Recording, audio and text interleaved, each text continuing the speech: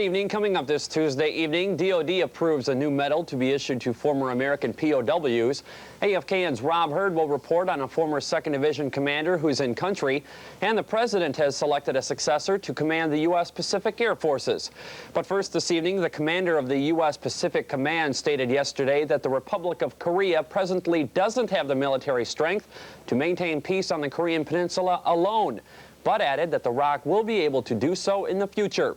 The AP reports Admiral Ronald Hayes made the statement while being questioned by Senator James Sasson on the possibility of removing some of the 40,000 service members in USFK. The AP reports that Hayes didn't say when he thought the ROC might be strong enough to maintain peace alone, but he did mention that while the dependents of U.S. service members staying together in Korea do enhance the service members' morale and effectiveness, he opposed more of them being sent to the Republic because of the situation here. Elsewhere this Tuesday, it's no secret that the Army theme for 1988 is training, and thus far this year, many dignitaries have visited the Republic to speak out on this year's theme. AFKN's Rob Hurd reports on the latest VIP to address the training issue.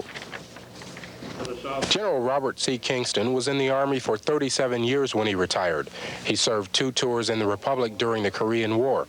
Along with speaking to soldiers in the Republic on training and leadership, he talked about some of his most memorable experiences in the war. He related the story of having his own task force as a 2nd lieutenant. 2 elements hit the Yalu River. The 17th Regiment hit it at Heisingen, and I hit it at Samgaupagen, which is northwest of Heisingen.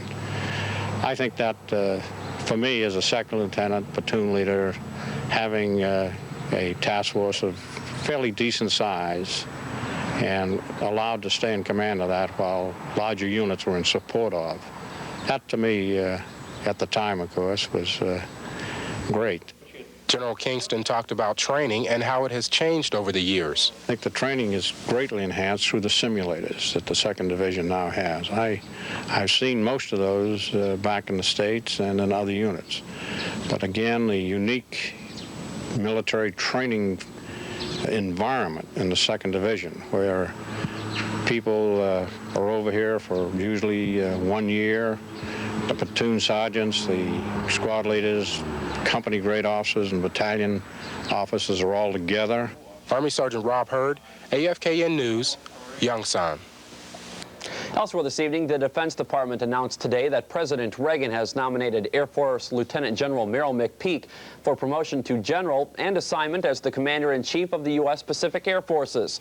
The AP reports that pending Senate confirmation, the 52-year-old McPeak, who is presently commander of 12th Air Force, will receive his 4th star and replace General Jack Gregory, who is retiring on August 1st after 35 years of distinguished service. Gregory had commanded PACAF since December 1986, and before that served as the Chief of Staff of the ROC U.S. Combined Forces Command right here in the Republic. The Stars and Stripes reports the Defense Department will begin awarding American POWs a medal rewarding honorable service while they were held captive. The medal will be given to those who became POWs after April 5, 1917, and in any armed conflict after that. According to DOD, some 85,000 former POWs could qualify for the medal. However, they must be able to prove that they were taken prisoner while serving in either World War II or the Korean or Vietnam War. Now, this only covers service members captured in combat. It doesn't include those held by terrorists. Officials add that ex-POWs from either the Second World War or the Korean War might have a delay in getting their medals since a fire destroyed many records dating back to that time. In USFK News tonight, what does the world's only demilitarized zone, a World War II Marine, and the governor of American Samoa have in common? Well, AFKN's Jack McCord tells us it all ties into a recent VIP visit. American Samoa's governor, Governor Lou Talley, visited the Republic recently. While here, he took time out to visit the demilitarized zone and take care of some business. It's a twofold purpose. First, I came to visit Samoan boys and girls in the military who are stationed here in Korea. And the other one is that I am here to establish a trades office for our government in American Samoa. Governor Lou Talley and some of the Samoans stationed in the ROC were first given a brief history of the DMZ, followed by a tour which included the joint security area at the DMZ. I've been reading about DMC for years. I was in World War II. I'm a Marine. And I've been reading about, I'm interested in military affairs, and I've been reading about this DMC for years, and I finally saw it, and I was very impressed with what you boys are doing here, and the responsibilities of the United States and the United Nations. So I was very impressed with our tour. Specialist Jack McCord, AFKN News Center North at the demilitarized zone. Elsewhere tonight, members of the 51st Tactical Fighter Wings maintenance community were honored in a ceremony last night. AFKN's Lois Beavers has more from Mustang Country. Osan Air Base held its first ever Maintenance Professional Awards Monday to honor those folks that keep the planes flying. General C.C. Rogers Jr., 7th Air Force Commander, was the guest speaker at the ceremony and stated that the 51st Equipment Maintenance Squadron was the best in the Air Force, having exceeded all standards for maintenance excellence.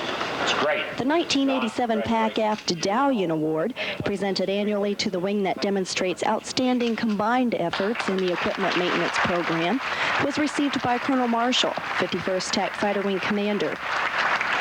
The Maintenance Professional NCO of the Year was Staff Sergeant Paul Albertini of the 51st Component Repair Squadron. Also from 51st CRS was Senior Airman, now Sergeant, Joseph Orcutt, the Maintenance Professional Airman of the Year. When I got nominated for this, I was kind of surprised, simply because the people I work with, they're all outstanding.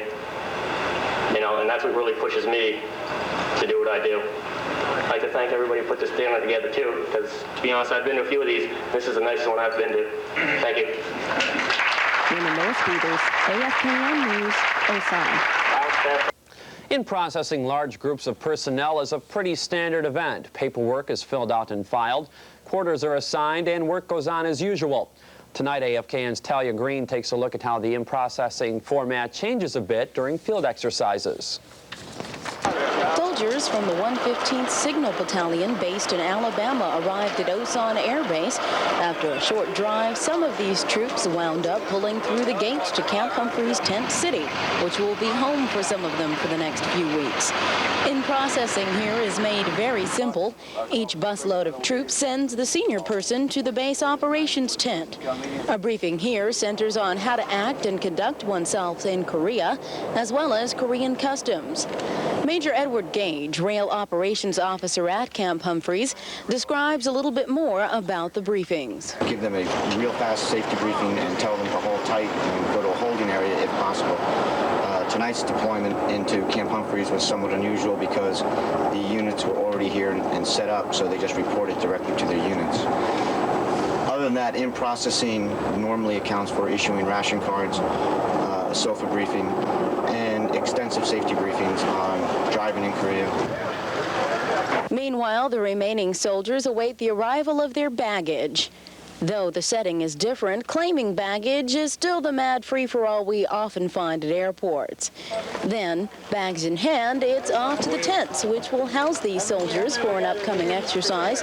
Some of the troops will remain at the tent city. Others will go to the command post exercise area and areas like Osan and Suwon. Air Force Sergeant Talia Green, AFKN News, Camp Humphreys.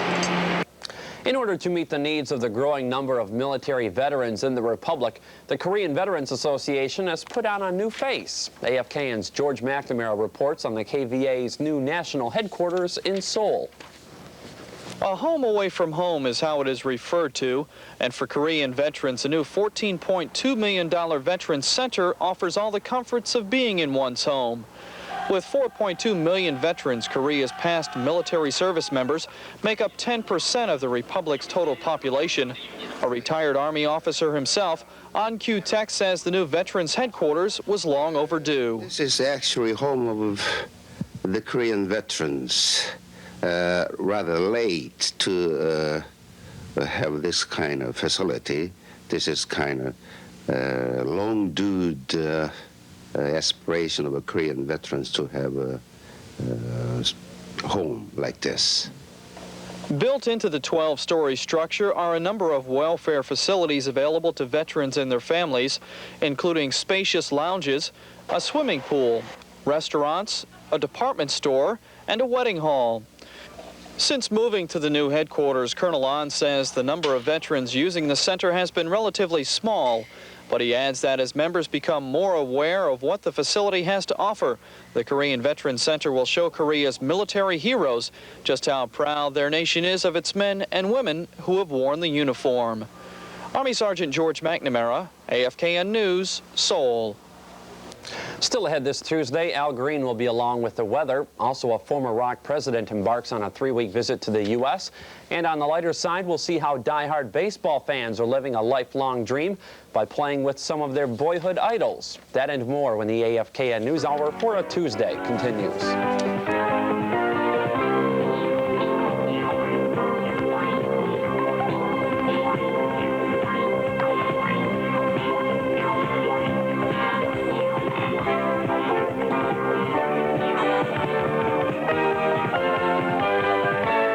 The 1988 Reunion in Korea program is in full swing and approaching its 3rd application deadline. Reunion applications are available at the Osan Tour and Travel Center and must be returned to the TTC by April 9th. A deposit must accompany each application. April 20th is a scheduled drawing date for June's reunion in Korea. For more information, call the Reunion Tour Department at 293-3474.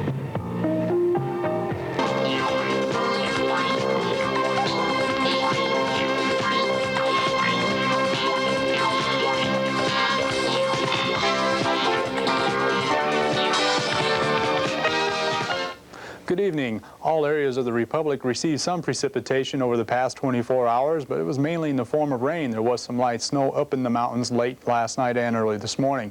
By sunrise, that precipitation had ended in the northwest, but the rain ended completely over the Republic by about 2 this afternoon. The next few days promise to be precipitation-free, and with that in mind, let's tune to the satellite photo from earlier today. This photo from 9 o'clock this morning shows the frontal system that finally brought the break in the cloud cover to the northwest of the Republic, still at 9 o'clock this morning. Again, that frontal system was starting to break apart as that high-pressure system shown to the northwest up over the southeastern areas of the Soviet Union, starting to push down. Again, that frontal system will break up a little bit as that high continues to push towards the southeast, and the cloud cover across the Republic will begin to dissipate, again, as that high-pressure system builds in. Now for a look at the weather across the rest of Asia today. A lot of precipitation on today's map, and as we get into springtime, well, we see a more weather, so to speak, across the map there, anywhere from snow up in Vladivostok, afternoon high of 34 under cloudy skies.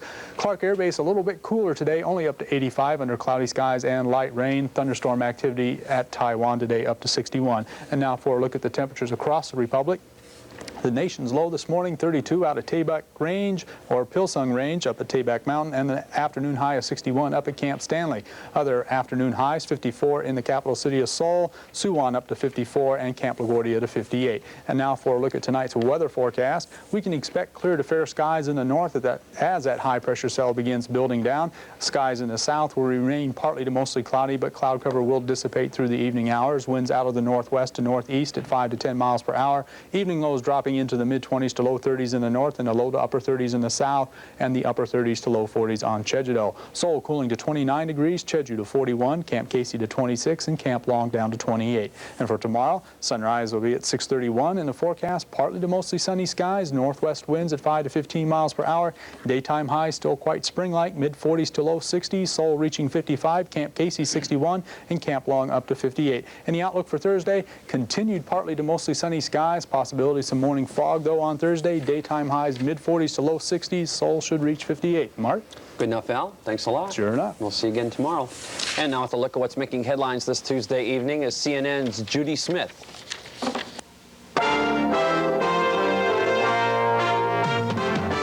In the headlines, Panama's military leader Manuel Noriega says he will step down if ordered to by his hand-picked president, Manuel Solis Palma. Stores in Panama were closed Monday in a strike aimed at ousting Noriega.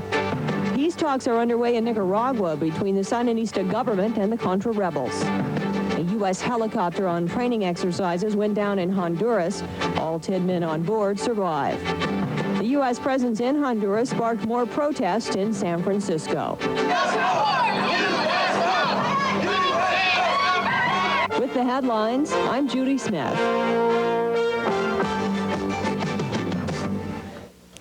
In Korean news tonight, the leader of the headquarters for the New Community Movement stated yesterday that he will assume all responsibility for his troubled headquarters. Yonhap reports 46-year-old Chun Kyung-hwan stated that he knew there were many problems while he worked at the headquarters, and he apologized to the people for what he called causing trouble.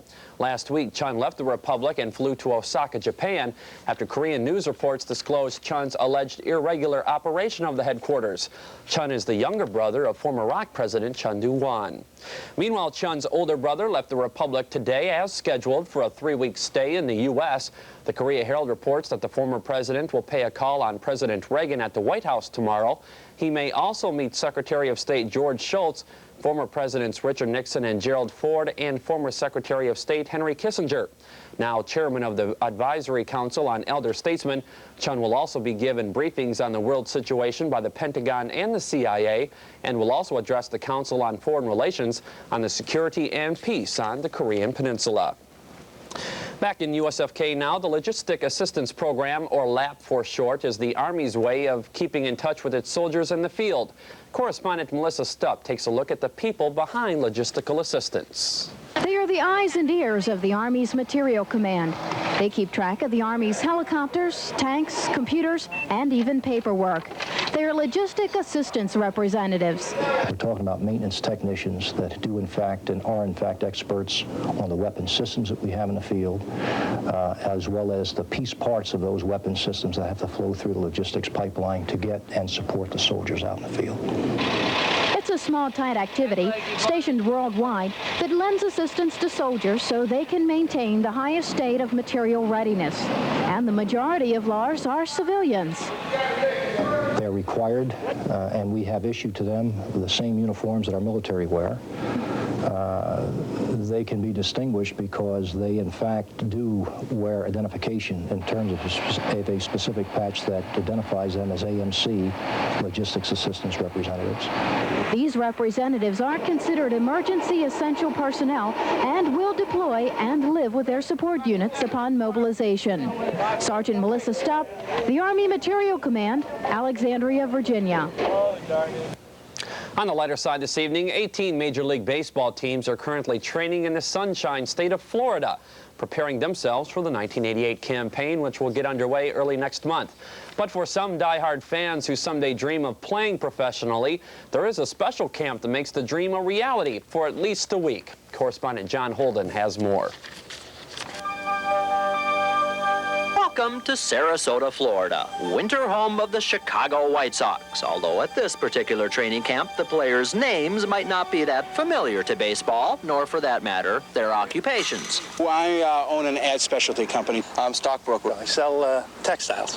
Yet every one of these baseball players does share one thing in common. They've all once upon a time dreamed of being a baseball star, enough to pay $2,700 to come here for 1 week of baseball fantasy camp. It was a gift from my wife for our 15th wedding anniversary. I'm going to really have to pay for it after this. You only go around once in life, and if you're not good enough to make the real major leagues, this is the next best thing. All right, attack! Atta boy. So what makes a baseball fantasy come true? How about your own personalized White Sox uniform, locker, training, and actual instruction from White Sox greats of the past? Your elbow should be this high and your arm should be there. See, what happens, you got your elbow here and your arm is here. Of course, nobody here expects to ever play baseball professionally. They're all just like me, happy to relive a boyhood dream. That's why I snuck into camp. Of course, that means I had to bring my own baseball cap. But I did find this White Sox jersey. It belongs to somebody named McClure. Hope he's not here. You see that guy McClure play? He can play. He had his glove on backwards. Looks like 10 miles of bad road. New guy in the fantasy camp, McClure. Can't do anything? No, nothing. Can't run, can't feel, can't hit. I'm telling you, he can play. Give me that, Dad. Now, if only McClure knew how good he can play. This is John Holden reporting. John adds that the fantasy baseball camp ends with a game between the pros and the campers and says that, not surprisingly, the campers usually lose. A quick reminder that this evening at 8:20 you can join us as we bring you today's top country music recording stars as the 23rd Annual Country Music Awards show comes your way. Again, that's tonight at 8:20. And that'll do it for a Tuesday. For Al Green and the entire AFKN TV operations crew, I'm Sergeant Mark Cummings. Thanks for joining us. Enjoy the rest of your Tuesday, and we'll see you back here tomorrow. The AFKN News Hour, a production of the American Forces Korea Network. In touch with your world.